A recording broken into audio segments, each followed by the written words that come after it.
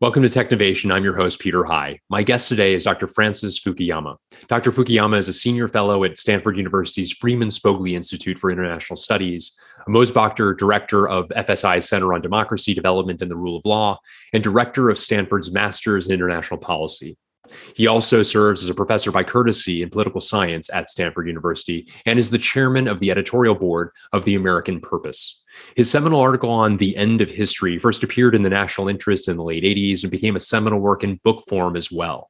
It has since been republished in over 20 languages. His more recent book is Identity, the Demand for Dignity and the Politics of Resentment, and was published in 2018. In this interview, we discuss the state of American politics and the role that technology plays. Dr. Fukuyama describes the rise of populism in the United States, the deepening polarization between voters, and how platforms like Twitter, Facebook, and Google have facilitated this polarization. He proposes the application of middleware to these platforms and provides possible benefits to such applications. Additionally, Dr. Fukuyama gives his perspective on challenges arising from both Russia and China and provides an analysis of the Biden administration. If you enjoy Technovation, please consider reading my new book, Getting to Nimble, How to Transform Your Company into a Digital Leader. The book is now available on Amazon or wherever else you buy books. As a special offer to our CXO listeners, if you purchase my book for your team, I'd be happy to join your team for a discussion on it. To learn more, write us at information@metastrategy.com or visit gettingtonimble.com. Thank you. Dr. Fukuyama, it's a pleasure to speak with you today. Well, thanks very much for having me. Well, I thought we would begin. I'd love for it to cover a number of topics as your field of expertise is so expansive to cover both geopolitics as well as technology. For some who may know your earlier works, they may not be quite as familiar to the extent to which you've delved so much further into technology, which as the conversation goes on, I'm sure is going to make sense to those people listening and watching, in as much as those have become so enmeshed, and would love to talk a bit about your own diagnosis as well as some of your own recommendations for improvements in all of the above. But I wanted to begin, Dr. Fukuyama, with the rise of populism. This is certainly a trend that has been accelerating, and we see it everything from the election of Donald Trump in 2016, Brexit in the UK, a number of countries that have either elected or have, one thinks of Marine Le Pen in France, candidates who are rising within various countries who can be described as populist. Talk a bit about your own diagnosis, if you would, as to some of the factors at play that have led to this. Sure. So I think we need to begin with a definition of populism. There are actually different varieties. There's a left-wing version, which would be Hugo Chavez, and a right-wing version, which would be Donald Trump. They have some things in common. So populists argue that the world is actually being run by a cabal of elites that are self-interested, that are manipulating politics for their own self-interested purposes and cutting ordinary people out of that loop. The difference, I think, between the right and left-wing versions is that the left-wing populists want to redistribute income and wealth, massively from rich to poor. The right-wingers are more intent on issues like national identity, where they oftentimes associate national identity with a particular ethnic group. So, for example, Viktor Orban in Hungary says that Hungarian national identity is based on Hungarian ethnicity, which isn't so great if you're not an ethnic Hungarian living in Budapest or somewhere else in the country. The other thing that's common about them is that they're anti-institutional. So I think any modern liberal democracy has institutions that check power. These are courts, an independent judiciary, media, an independent media, bureaucracies that are impartial. And we see all of these institutions being attacked by populists. Just begin with Donald Trump himself, who spent most of his presidency fighting his own Justice Department, FBI, attacking the mainstream media as enemies of the American people, and so forth. But this has been true in Hungary, in Poland, in India, in many other countries where check and balance institutions have come under severe criticism and attack by populist leaders. Now, The right-wing version of populism is really the most troubling because it's appeared in the heart of the United States and other democracies that we really thought were extremely well established as democracies. And I think there, one of the triggers was probably economic. Globalization had produced a lot of disruption in terms of inequality, economic inequality. Uh, but one of the big debates that's gone on since 2016 is whether it's really primarily about economics or about other things related to culture. And I tend to think that while economics may explain the timing, the real issues are cultural ones, because if people were simply worried about inequality, they would have turned to a figure like Bernie Sanders rather than to Donald Trump, because Bernie Sanders, has a kind of traditional social democratic, platform that would tax the rich and, provide benefits to ordinary people. But they didn't go for that. I mean, part of the Democratic Party did, but the major currents around the world have been these right-wing, either ethno-nationalists or religious nationalists, like Modi in India, which suggests to me that the real motive is really more of a cultural one. In the United States, unfortunately, a lot of this, I think, is related to race, because what we've seen progressively over time since the 1960s is a sorting of the two big political parties, according to racial categories. So, in the U.S., once the the Democratic Party from the New Deal forward had been a coalition that included a lot of diverse groups, including a bunch of Southern segregationists. But beginning in the 1960s, when the party embraced the civil rights movement, a lot of the white Southern segregationists began moving out of the Democratic Party and into the Republican Party.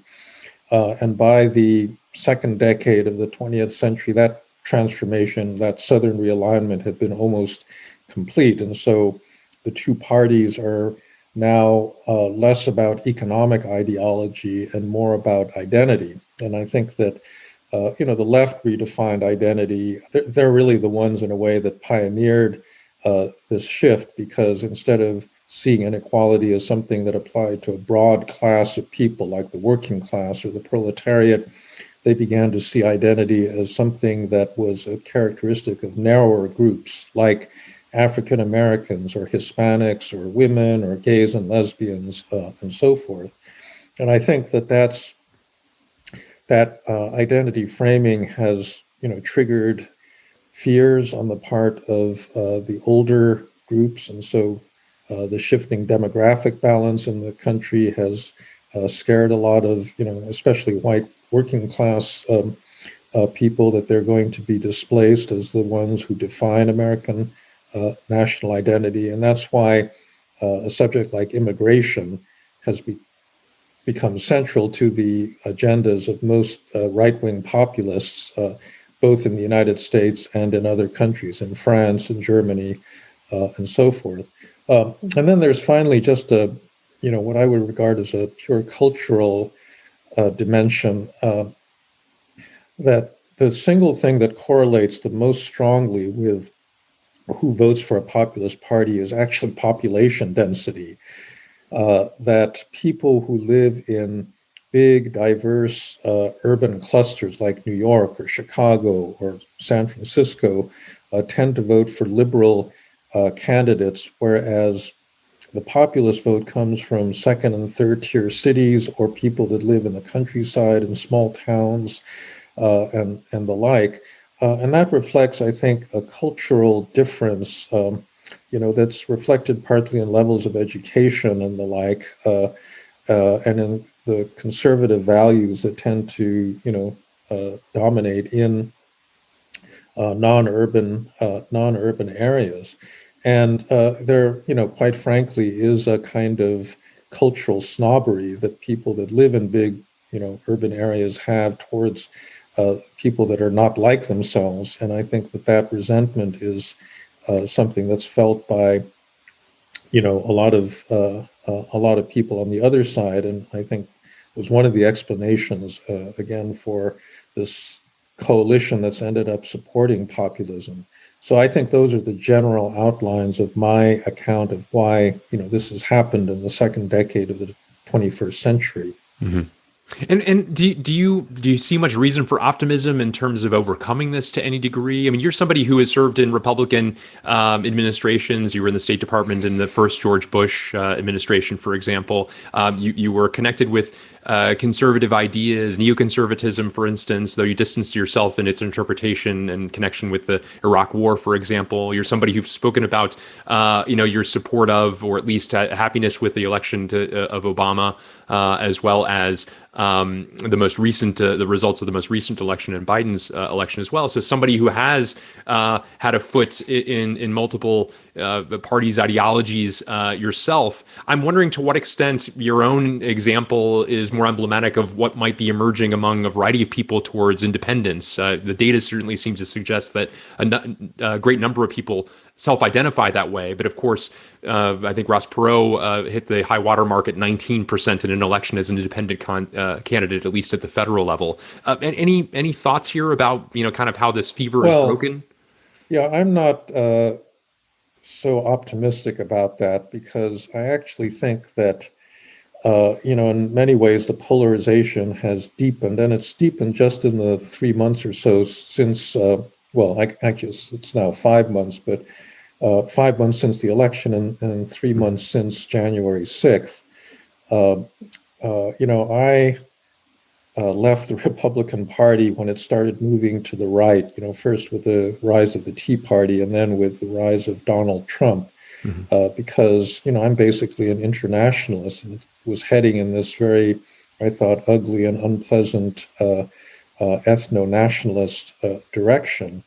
And unfortunately, because of Trump's personality and his self-centeredness, he's kind of redefined what it means to be a Republican into something that right now is completely crazy. I mean, this used to be a party that was defined by certain basic ideas like free trade, like certain kind of liberal internationalism, by support of markets, kind of fiscal responsibility, all of these things. And all of those have gone out the window in the last few years. And they've now centered so much on Trump and his personality. It's become a cult of personality. So you have half of Republicans, according to many polls, supporting QAnon theories, which is truly insane. I mean, that's not a political position. That's just a crazy cult. And I think the worst violation of democratic norms was the whole, big lie that the election was stolen on November 3rd, which has now also come to define what it means to be a Republican. So that's, something I don't want anything to do with. And the problem runs very deep, and it gets into the technology issue that you mentioned at the outset, which is that a lot of this has been made possible by technology. It used to be, before the rise of the internet, that access to information was guarded by certain gatekeepers. So you had established media organizations. You only had 3 television networks, and they could pretty much filter what people understood to be true facts, let's say, about the outcome of an election. But with the internet, we celebrated it at first as giving everyone the ability to be their own publisher and to get around all of these bottlenecks. But in fact, it's kind of done the opposite. It's empowered everybody to say whatever stupid thing they want, and deliberately false information and the like. So now, if you are inclined to want to believe that Trump won the election, and you go on the internet and Google, election fraud in 2020, you'll get tens of thousands of hits of, that seem to confirm you in your opinion. And, as Jonathan Haidt, I think, has shown, a lot of people are not rational in a kind of classical sense. They pursue what he calls motivated reasoning, meaning they use their cognitive powers not to somehow objectively evaluate information, but rather to confirm prior beliefs that they had. So if you really want to believe that Trump won the election, you're going to use your cognitive ability to get information that will confirm that belief. And I think that's kind of where we are right now. And I think if you don't somehow solve that prior cognitive, information question, it's going to be hard to solve the political question. Yeah, and you've spoken and written about the role of major tech platforms, focused primarily on Twitter, Facebook, and Google, and the role they play, the challenge they present directly related to their scale. Talk a bit more, delving into the same ideas that you're just introducing here and their applicability to these companies in further diagnosing the issues. And then I know that you've got some proposals as to their potential Sure. resolution. Of course, I'd like to get into that as well. I think that there are several problems that are related to the scale of those three internet platforms. The reason that they're so large, I think, has to do with what are called network economies, where a network becomes more valuable the larger it is, and that's the reason why Facebook was able to scale up at such a breakneck speed. No company dealing in, let's say, a manufactured product could possibly scale up that quickly. But it gives them tremendous power. Now, a lot of the discussion, about antitrust has focused on the economic power that these platforms have, and that's, it's a serious problem. I mean, Amazon is both a platform and it's a seller on its own platform, and it competes against, its own customers, and so that creates conflicts of interest, and that's something that I think, conventional antitrust law can and should deal with. What I have found more troubling actually is the political power that those platforms exercise. I led a Stanford working group that was originally called a working group on antitrust, but we decided to change the name to the Working Group on Platform Scale because we began to realize that antitrust is too narrow a framing of the problem. Antitrust is, as it's evolved in the United States and in Europe to a large extent, is really focused on economic abuses. But, in our view, the real problems were the threat to democracy that large platforms posed. And the reason they pose it is that they have this incredible ability to amplify or to silence certain political voices. Now, I imagine that as many conservatives have been complaining that the leadership of Facebook, Twitter, and Google tend to be pretty socially liberal, and the way that they've been pressured to curate content has been to do things like kick Donald Trump off of Twitter. Mm-hmm. But I do think that there's an underlying problem that although I was quite happy to see him gone, I don't think that that's an appropriate or sustainable solution in a democracy that has a First Amendment and a commitment to freedom of speech. And in fact, the way that Trump has been silenced since he was kicked off of Twitter is a little bit troubling because, it shows how much power that platform had to act as a megaphone. And I think really the problem over the last few years has been that the business models of these platforms incentivize them to go for virality and clicks and attention. And that the way you get it is not by, reciting statistics about how the world is doing okay and that sort of thing. It's by conspiracy theories, outlandish claims, personal invective. All of these sorts of things are what attract eyeballs. And so just pursuing their own economic self-interest has led them to amplify extremist views, misinformation or deliberate disinformation. And so that, it seems to me, is what the central concern of policy should be.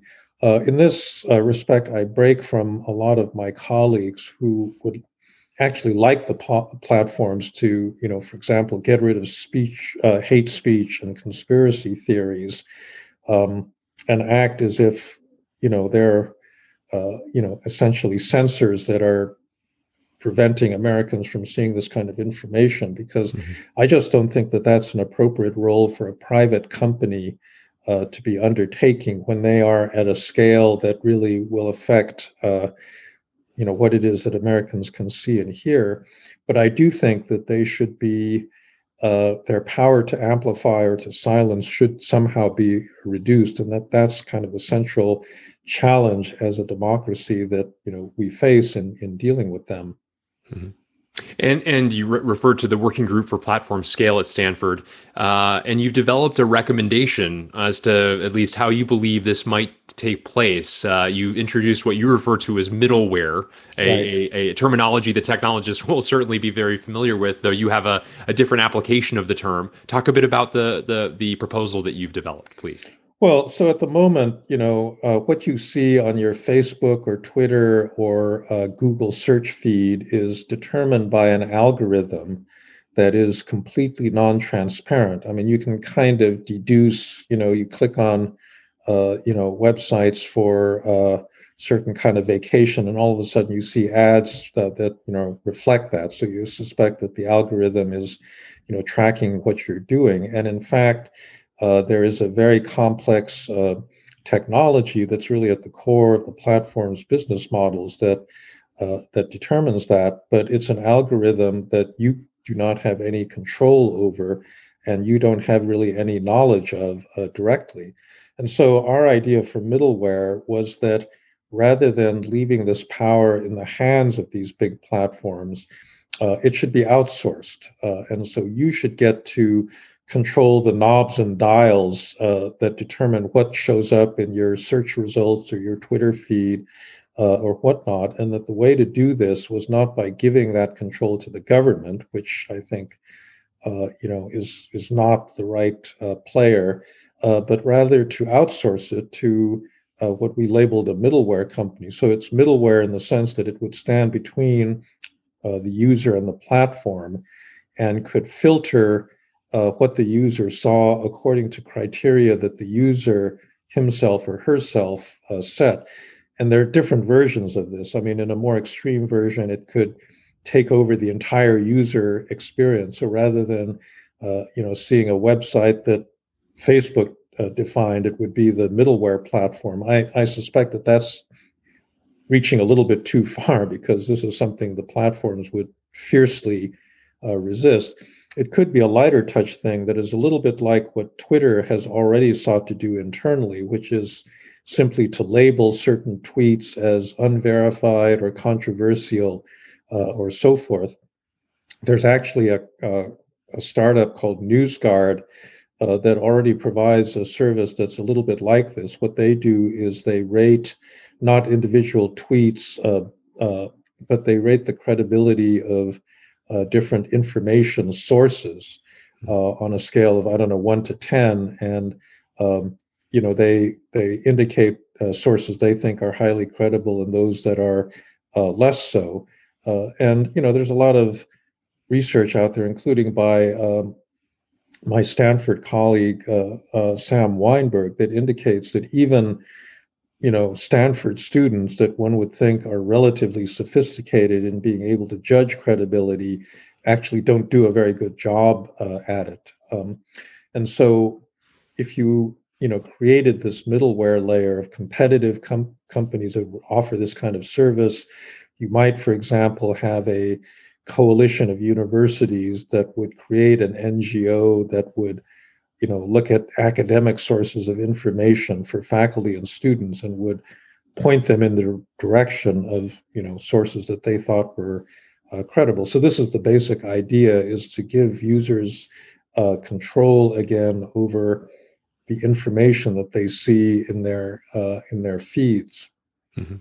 And is the hope then is that the users themselves would draw the right conclusions in filtering out those things that are deleterious. You're recalling back the early parts of our conversation, Dr. Fukuyama, and the fact that there's an increase in tribalism, that people's political perspectives, the narratives Yeah. that they are weaving around them become something that defines them, something that's almost like religion, if you will, or Hmm. other things that are personally defining and have almost faith as the background of those.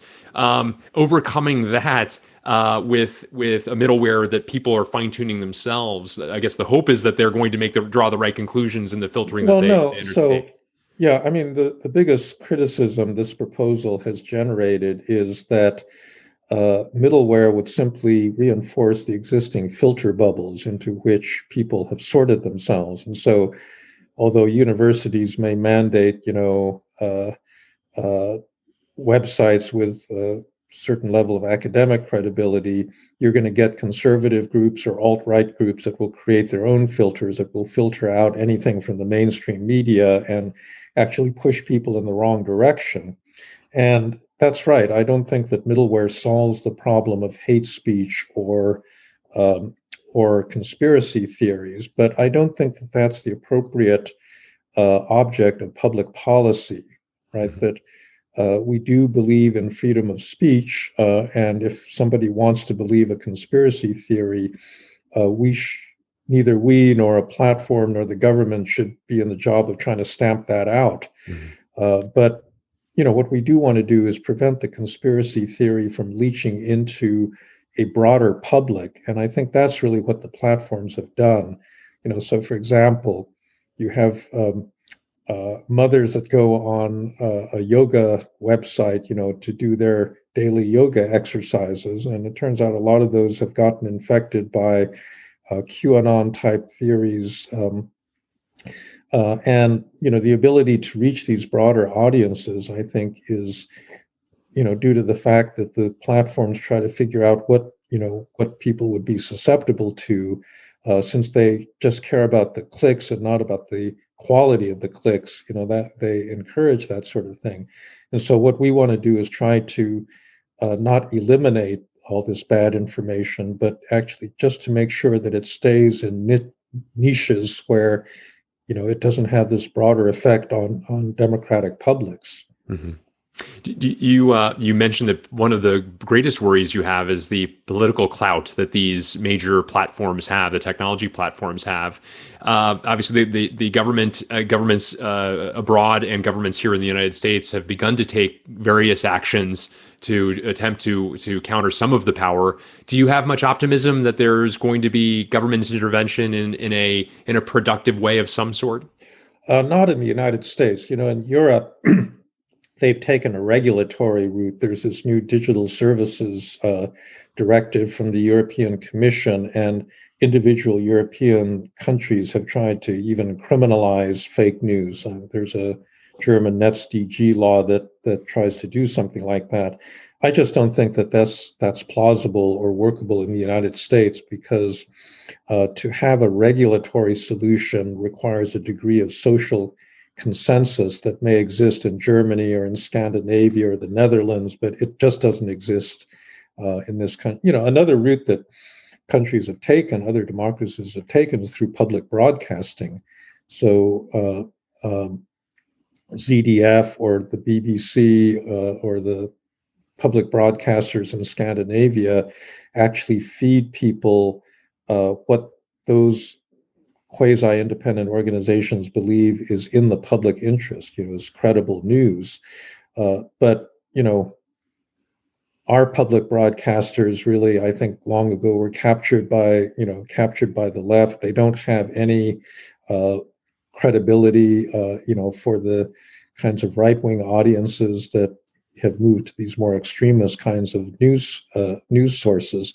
And so neither regulation nor something like public broadcasting, I think, is possible given the high level of polarization in the United States today. So, those are solutions that I might think, and they actually worked. I mean, back in the 1960s, there was something called the Fairness Doctrine that the FCC tried to tried to enforce, where if you're talking about a political point of view, you're required to present an alternative view as part of your public service duty as a broadcaster. But this was fiercely opposed, especially by conservatives and Republicans, because they thought that this was biased against them. And eventually the FCC simply eliminated the fairness doctrine back in the 1980s. So I think this is a pathway that theoretically exists, but as a matter of practical politics, is not something that we can really pursue.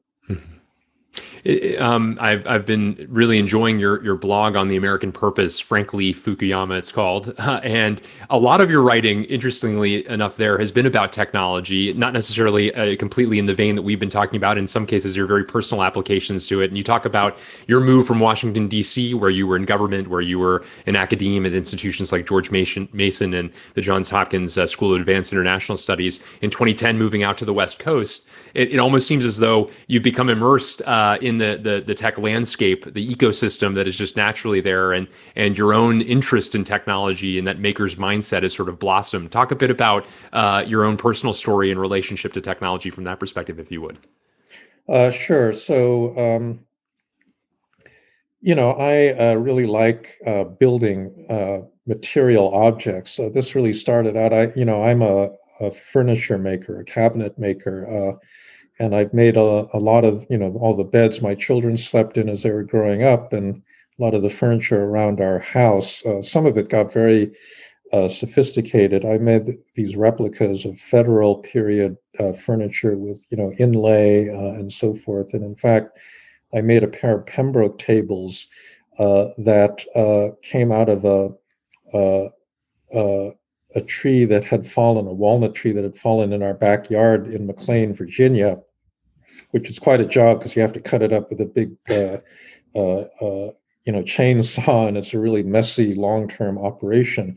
But it had a technological dimension because, it induced me to actually learn AutoCAD and 3D modeling in order to actually make models. So I started there, and then it moved on to putting, the 3D model inside an actual room, and with 3D Studio Max, actually doing the lighting and seeing how it would look at different times of the day and under different lighting conditions, and so forth. And so this started, a long time ago. When I moved to California, I really got interested in drones because I really like the idea of a personal drone that you could use to kind of take photographs and look behind buildings and this sort of thing. So I had met Chris Anderson, who is the former editor of Wired magazine, who had just started a company called 3D Robotics that was selling open source drones.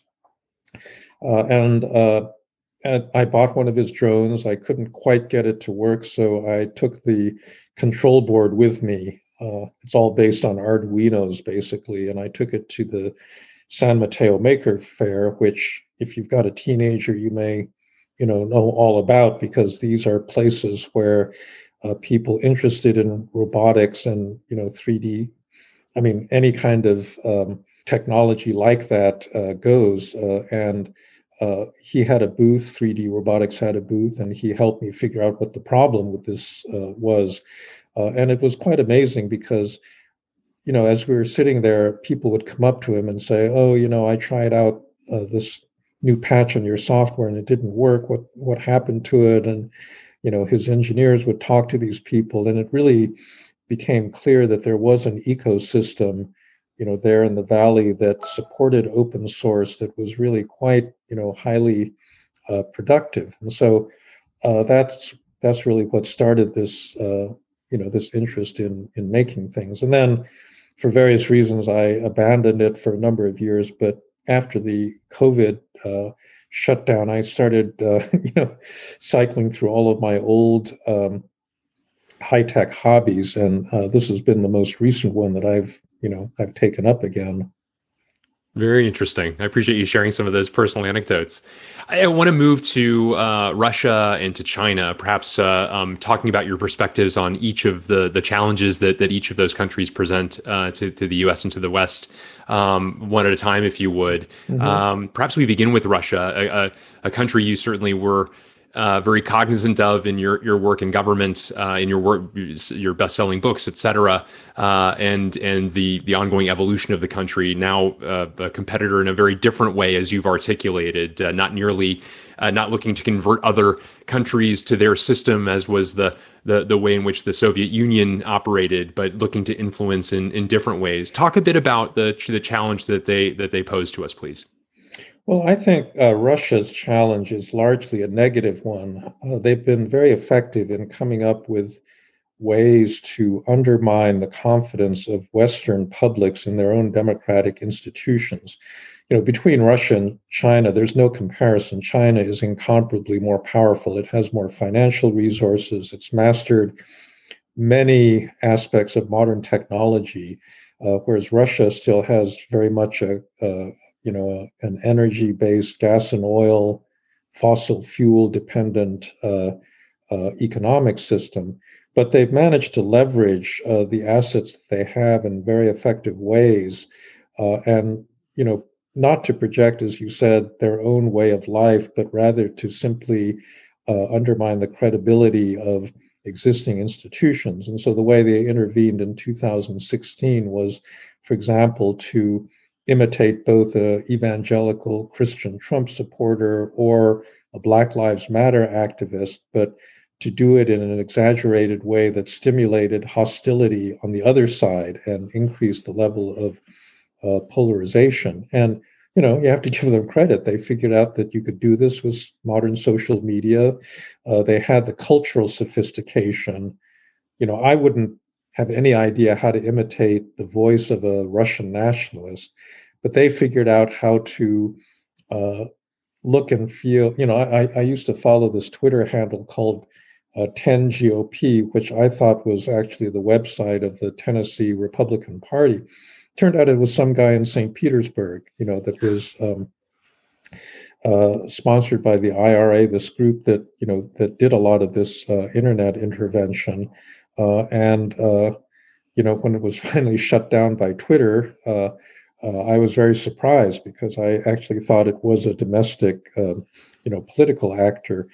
So they've done that. They've also just been willing to take risks. I wrote my PhD dissertation, which was really about how the Soviet Union had threatened intervention in the Middle East on numerous occasions, but they actually never did it because they were pretty risk averse. And that's just not the case with Putin anymore. He's intervened in Syria, in Venezuela, in a whole bunch of different situations that his Soviet predecessors never would have gotten involved in. And that's increased his power.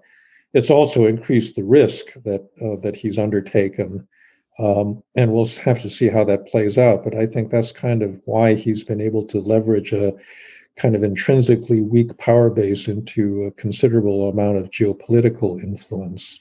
Mm-hmm. Yeah, very interesting. And on the side of China, you've talked about how that regime has gone from authoritarian to totalitarian. And you've spoken, as you did just a moment ago, that, of course, they've got a degree of economic wherewithal and clout that surpasses the Russians by quite a degree. Talk a bit about their sort of ongoing role and the bipolar nature of how things seem to be developing in so many ways in terms of the American sphere of influence versus the Chinese sphere of influence, please. Well, I think the critical thing that's changed in recent years is the rise of Xi Jinping. Prior to that, China had been moving in a liberal direction, opening up its economy, providing. I would go to China and talk to academic Chinese friends who, were perfectly able to criticize the government fairly openly and certainly talk among themselves in critical ways. And all of that has become impossible. There was a hope back then that as China got richer, it would follow the path of South Korea and Taiwan, and democratize, because more educated, wealthier people tend to want more political participation.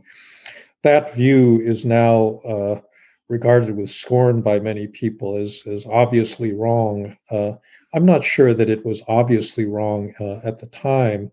I really do think that a lot of it does have to do with Xi Jinping winning this power struggle, because he somehow has great nostalgia for the old days of the dominance of the Communist Party, and even for the Cultural Revolution, despite the fact that his family personally suffered a great deal in that period. And he's been trying to move it back in a genuinely totalitarian direction. I mean, the difference between an authoritarian and a totalitarian regime really lies probably more on the plane of ideas than anything else, where a totalitarian regime tries to control, not just the economy and politics, but also your thought. And that's what they've tried to do. They've now installed this social credit system by which they can monitor the minute behavior of Chinese citizens. It's the same power that Google and Facebook have to know about, the intimate details of all your transactions. But this is power that's held not by a private company, but by the government, and they use it to enforce, political conformity. I'm not sure I would call it a totalitarian regime. It's totalitarian in aspiration.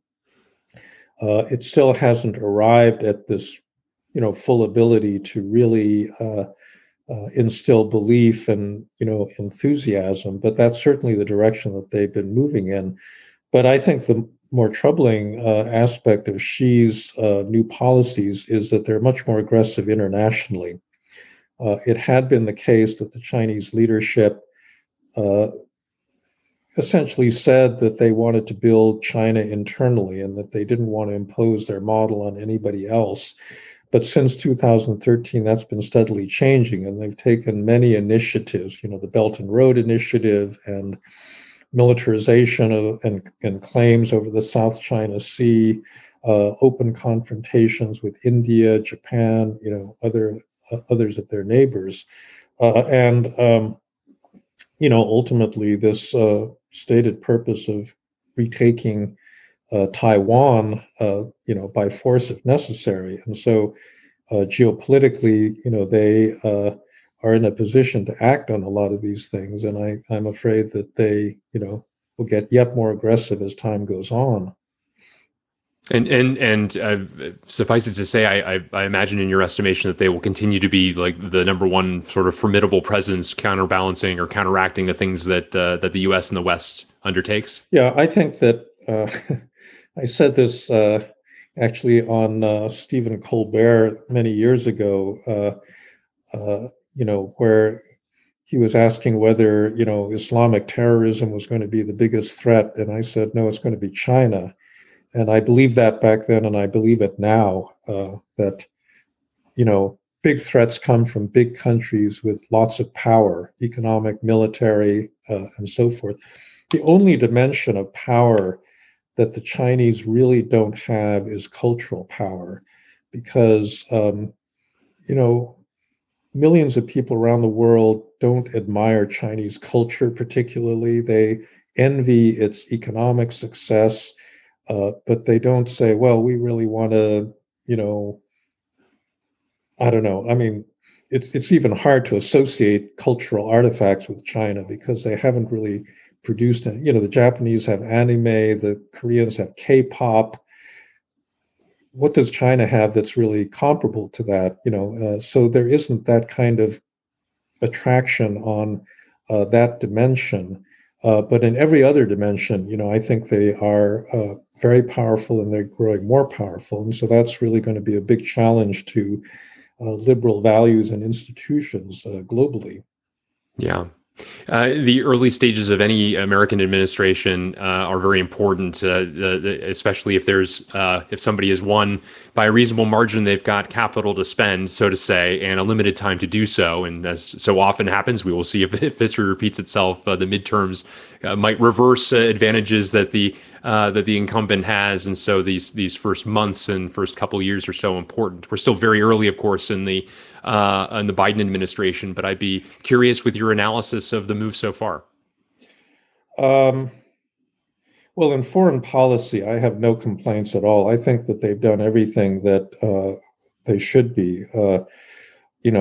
Trump was hugely destructive of of trust in the United States on the part of all of its democratic allies. And Biden has been reaching out to Japan, Korea, to NATO, a lot of traditional allies that had grown very skeptical about whether the United States was still committed to global democracy, and basically told them yes. And we want to face security challenges like China and Russia together. And so all of that, I think, has been very good. In domestic policy, he's taking a huge risk.